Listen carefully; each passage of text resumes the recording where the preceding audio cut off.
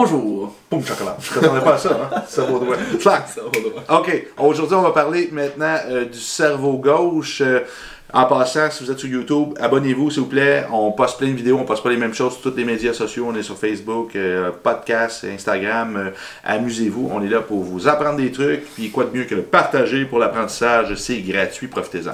Par contre, vous pouvez payer pour nos formations, éducation sensorimotrice, maintenant en ligne. Alors, cerveau gauche, mon pote, Yes. je te laisse parler un peu de ça. Ouais, je vais faire un court résumé par rapport à l'hémisphère droite. On avait dit 0-2 ans, ok? Donc à partir de 2 ans, là c'est l'hémisphère gauche qui va commencer à fonctionner un peu plus, ok? Donc dans un cas où est-ce qu'on retrouve une sous-capacité hémisphère gauche, c'est beaucoup moins fréquent, on l'entend un petit peu moins souvent, mais ça va être un peu plus relié vers les personnes qui ont de la dyslexie. Dyspraxie, dyslexie. Ouais, c'est ça. Donc, Toutes les xi. Ouais, exactement. Épilepsie, xi. Non, c'est pas vrai. À partir de ce moment-là, c'est là que, exemple, l'hémisphère gauche va jouer un peu plus. Donc, on peut regarder aussi certains réflexes qui est mal intégré. Mais quand on peut essayer de regarder un peu plus un hémisphère gauche, ça, c'est vraiment, dans le fond, sa capacité à voir les petits détails. Donc, le côté visuel va aller rechercher un petit peu plus. On regarde l'hémisphère droit qui est très sensoriel. On regarde l'hémisphère gauche qui est très moteur. Donc, sa motricité fine est excellente. On regarde surtout... Il est très où est Charlie? Il est très où est Charlie, ça ouais, je parlais avec mon enfant, moi, en ce moment il trouve Charlie avant moi, donc ouais. il y a 3 ans, il est en paix dans son hémisphère gauche, il est peut-être même en sous-capacité de l'hémisphère droite, qui sait, mais on regarder, donc on voit vraiment dans le fond que c'est ça, il se concentre sur les petits détails, puis à partir de ce moment-là, c'est là que, exemple, quand on regarde une sous-capacité de l'hémisphère droite, il y a une suractivation au niveau de l'hémisphère gauche, ben c'est là où est-ce qu'on peut retrouver ces petits détails-là. Donc motricité... C'est des personnages en fait, hein. Tu vois le monsieur maniaque du détail, le type de jeu, le type de choses qu'il aime faire, ses passe-temps. Je vais ramener à ma conjointe son iPhone, c'est pas un jeu d'aventure, c'est un jeu de trouver des détails sur des images, puis à chaque fois elle me dit regarde, je suis meilleur là. Eux autres ils en ont fait une, moi j'en ai fait 3, haha, je suis le maître du monde. C'est des choses comme ça où elle me dit ah chérie, j'ai le goût de faire des mathématiques ce soir, je regarde. Ouais, on n'a pas vraiment, moi j'ai le goût j'ai le goût de jouer de la musique, hein. Non, c'est ça, mon droit. Puis même, on regarde un hémisphère, une capacité hémisphère gauche, puis activation seulement, en fait, plus de l'hémisphère gauche. C'est souvent qu'on regarde, comme je disais, les autistes un petit peu plus. Donc, qu'est-ce qu'ils vont faire? Ils sont très motricité. Ils vont être capables de construire des casse-têtes. Ils vont être très bons dans justement au niveau mémoire. Du détail. Très détaillé. Donc, ils vont avoir même des capacités un petit peu surréelles. Ils vont être très forts dans certains points. Puis c'est ça qu'on dit qu'ils ont des super belles qualités, même à ce niveau-là. M'occupe d'un autiste, il a construit un atome l'autre fois. Je comprenais pas. J'ai jamais dit ça. Tu vois, c'est réel. C'est réel. Ok, donc à partir de ce moment-là, c'est des petits détails qu'on veut regarder. Donc, si votre enfant, ou même vous-même en fait, à l'âge adulte, serez un petit peu plus ou diagnostiqué au niveau de dyslexie, c'est à regarder. Et si vous avez un enfant, à partir de peut-être 3 ans, on peut déjà les tester les réflexes, voir s'ils ont tous été intégrés. Et c'est là où est-ce que je trouve personnellement que la dyslexie est un petit peu trop diagnostiquée en retard. Ouais. On peut déjà voir s'il y a pas une sous-capacité, mais vraiment voir si les réflexes sont bien intégrés. S'ils sont tous bien intégrés, on peut voir qu'il y a une belle connectivité entre l'hémisphère gauche et l'hémisphère droite. Donc c'est vraiment là qu'on va regarder en premier pour voir. Ouais. Je peux rajouter un point. Justement, vu que c'est diagnostiqué souvent trop tard, le problème est que, bon, soit qu'on finit médicamenté trop rapidement, ou c'est dur de ramener un adulte dans son développement post-natal, de ramener à refaire des réflexes primaires et tout ça, les gens ne sont pas très assidus avec ça.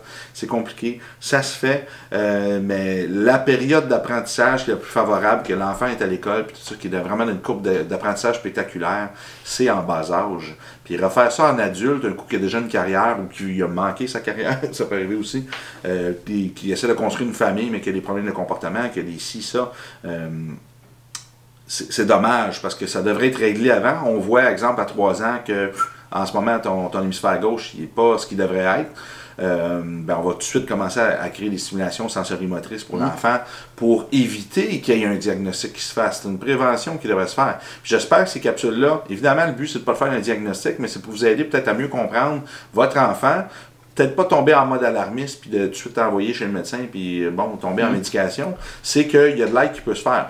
Petit et grand, dyspraxie, autant un adulte, on peut l'aider. Comme je vous dis, ça dépend de l'investissement de la personne. Si elle ne met pas de temps là-dedans dans sa rééducation sensorimotrice, puis dans les stimulations hémisphériques, ben ça se peut qu'on n'aura pas les résultats qu'on veut.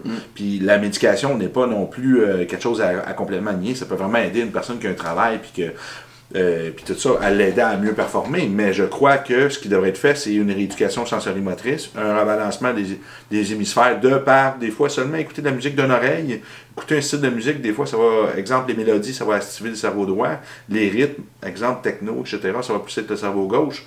Des fois, c'est des choses faciles à réintégrer. C'est les exercices, dans le fond, là, c'est le mouvement aussi en même temps. Je pense ça peut être plaisant, ça peut être complètement plaisant. Il y a des activités qui vont être plus motrices, stimulation au niveau d'une balle dans la main. Tu peux le faire en écoutant la TV le soir.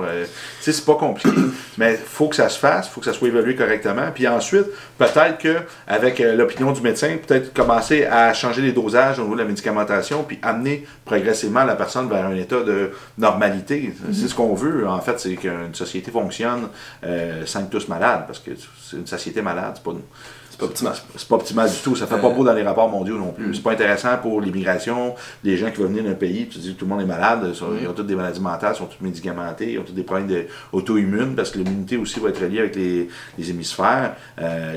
Personne, c'est pas profitable pour personne, à part peut-être l'industrie pharmaceutique. J'ai dit. Puis c'est quand même important, moi, ça a été dit. Puis chez les enfants, c'est quand même intéressant. On n'est pas obligé, tu sais, c'est pas tous les enfants qui veulent commencer à aller réintégrer certains patrons moteurs, réintégrer des choses. C'est quand même difficile pour les parents à ce niveau-là. Donc là, l'importance d'aller, je pense, consulter un spécialiste qui est reconnu pour travailler les réflexes primitifs. Puis à partir de ce moment-là, il va peut-être vous donner des trucs, comme Nick dit, que ça peut être des stimuli sensoriels par rapport à la musique, par rapport à d'autres activités, que l'enfant va peut-être trouver un plaisir à faire. Parce qu'à 3 ans, les enfants n'ont pas envie de faire des exercices. Mais il y a des stimulations qui sont quand même... Il a envie de jouer, puis c'est parfait. C'est ça qu'il y a de besoin. Donc là, le rôle du parent, je pense que vu que ça a peut-être pas été... C'est pas la faute, en fait, du parent. Ils ont juste pas été informés, en fait, de toutes ces capacités-là qu'un enfant devrait avoir lorsqu'il est vraiment en bas âge. Puis c'est vraiment là qu'est le fun, tu sais, qu'on regarde des petits exercices comme ça. Quand on regarde même... parce que là, je voulais revenir un petit peu on est chanceux d'avoir eu accès à autant de mentors en neurologie américaine sur le sujet. Puis toute cette formation-là qu'on a faite en neurodéveloppement avec une couple de sommités mondiales, ça nous aide à mieux comprendre. Puis on réalise qu'il n'y a pas beaucoup de spécialistes en fait dans le domaine. On a rencontré quelques ergothérapeutes qui ont fait quelques formations qui les aident à mieux comprendre le sujet, mais sinon ça va pas très bien là, en ce moment. Ceux qui ont fait des formations Institut Neuroperformance, que je vous recommande de faire, rééducation sensorimotrice niveau 1, parce que niveau 2 pas encore prêt. Ça va être des gens qui vont être certifiés, qui vont comprendre ces phénomènes-là. Que ce soit un ergo, n'importe quel thérapeute, en fait, je pense que tout le monde devrait... Même si vous êtes un parent, en fait, qui aimerait savoir un peu plus peut-être d'informations, n'importe qui a 2 pieds et qui est en santé, qui veut apprendre un peu plus sur le corps humain, je pense que c'est quand même important. Personne ne va être sorti perdant là, au moins ils vont apprendre à s'occuper de leur linge, puis ils vont apprendre un couple de trucs. Non, c'est ça. On a la formation neuroéducation aussi avec Lisa Marcovici, qui va être vraiment faite au niveau du neurodéveloppement, suivre l'enfant pour l'école, etc.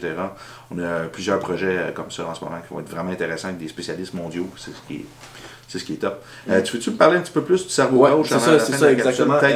Oui, parce qu'on a dévié un petit peu le sujet, là, mais tout ça pour dire qu'on avait dit que le cerveau droit, en fait, s'occupe vraiment plus de sécuriser un enfant. Donc, c'est lui qui va lui permettre, dans le fond, de faire attention où est-ce qu'il descend les marches, pas aller jouer avec n'importe quoi. Il faut quand même que le parent soit présent dans les alentours parce qu'il n'est pas super conscient de son environnement. Mais il n'est pas nécessairement curieux. Donc, c'est vraiment à partir de 2-3 ans que l'enfant va commencer à aller chercher certains petits stimuli peut-être plus dangereux. Donc, c'est là où est-ce qu'on a besoin d'un balancement entre le fait d'être trop curieux et le fait d'avoir une sécurité un peu plus neuronale. Donc, c'est là où est-ce qu'il y a l'hémisphère gauche, l'hémisphère droit. Donc, hémisphère droit, vraiment pour sécurité, hémisphère gauche, les plus curieux.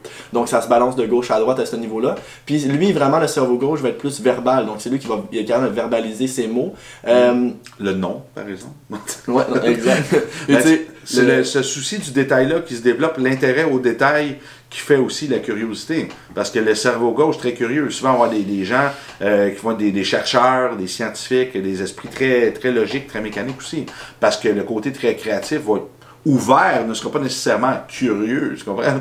Il n'aura pas le goût de pousser autant, il va faire « Ah, c'est bon », mais il essaiera pas de comprendre les agencements, puis il va apprécier, c'est tout, c'est différent. C'est ça. Okay. Donc, à partir de ce moment-là, ce qu'on peut un petit peu évaluer, quand on a une sous-capacité au niveau de l'hémisphère gauche, mais c'est encore une fois un peu plus les enfants qui ont de la difficulté à comprendre le langage. Donc, c'est souvent encore une fois un peu la même chose que sous-capacité droite. Difficulté à se faire des amis, parce qu'il n'est pas capable de verbaliser les mots qu'il ressent dans le fond. Donc, Puis, quand on regarde cerveau droit, ben lui, il est plus la difficulté à cerner les gens. Donc, ça revient un petit peu au même. Ils ont de la difficulté introvertie. Donc, les parents justement qui ont de la difficulté avec les enfants, qui ont de la misère à se faire des amis, ben, on peut regarder pour voir si c'est pas quelque chose à ce niveau-là. Un petit peu plus la difficulté aussi avec mathématiques, donc discuter avec sa motricité fine. Ça, c'est dans les déséquilibres. Quand on parle d'un déséquilibre de l'hémisphère gauche, discuter avec sa motricité fine, donc c'est patron moteur, des fois aussi de la difficulté quand on arrive vers le patron moteur de la marche, patron moteur de la course, des choses comme ça. Plus difficile aussi. Discuter avec réaction. Malheureusement, pour faire que vous fassiez le reste de la formation. Ouais, non, c'est ça. On va pas trop en parler, mais tout ça pour dire que ça, c'est les petits déséquilibres qu'on peut aller voir à ce niveau-là. Mais écoutez, je vous invite, si vous aimez ce type de capsule-là, posez vos questions, on va vous répondre. On aime ça interagir avec vous. Abonnez-vous, restez présents, partagez, on vous aime. À la prochaine capsule. On se voit la prochaine. Bye.